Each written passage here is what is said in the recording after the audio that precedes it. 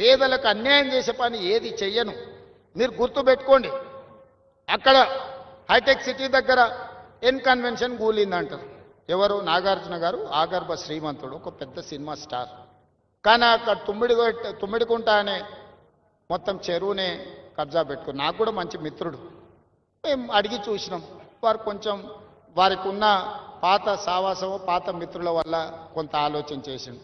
మా అధికారులు పోయి దాన్ని తొలగించింది. తర్వాత ఆయన్నే ముందుకు వచ్చి, సార్ ఇట్లాంటివి ఇంకా నాకు వద్దు వివాదాలు, నేను ప్రజలకు ఆదర్శంగా ఉండదలుచుకున్నా, ఈ చెరువు పునరుద్ధరణ కోసం 2 ఎకరాల భూమిని నేనే అప్పచెప్తా అని చెప్పి నాగార్జున గారు ఈరోజు ముందుకు వచ్చి ఈరోజు మనకు అప్పచెప్పాడు.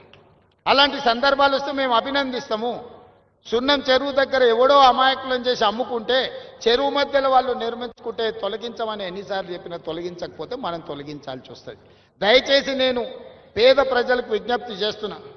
మాయగాళ్ళు మహానగరంలో చాలామంది ఉంటారు.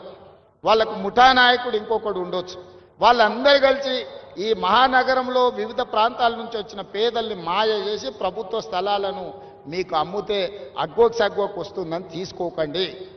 మీకందరికీ ఏ రకంగా ఆదుకోవాలనో ప్రభుత్వం ఆలోచన చేస్తుంది, ఒక మంచి నిర్ణయం తీసుకుంటుంది.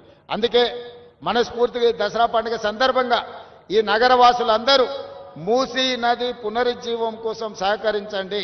మూసీ నది పరివాహక ప్రాంతంలో ఎవరెవరైతే నివాసం కోల్పోతుండ్రో వాళ్ళందరికీ శాశ్వత నివాసాన్ని ఏర్పాటు చేసే బాధ్యత తెలంగాణ రాష్ట్ర ప్రభుత్వం తీసుకుంటుంది. ఎవరిని నష్టపోనివ్వం, ఎవరిని కష్టపెట్టడానికి ఈ ప్రభుత్వం లేదు. ఇది ప్రజా ప్రభుత్వం, ప్రజల కోసం ఎన్నుకున్న ప్రభుత్వం, ప్రజలే ఎన్నుకున్న ప్రభుత్వం, ప్రజలు నడుపుతున్న ప్రభుత్వం.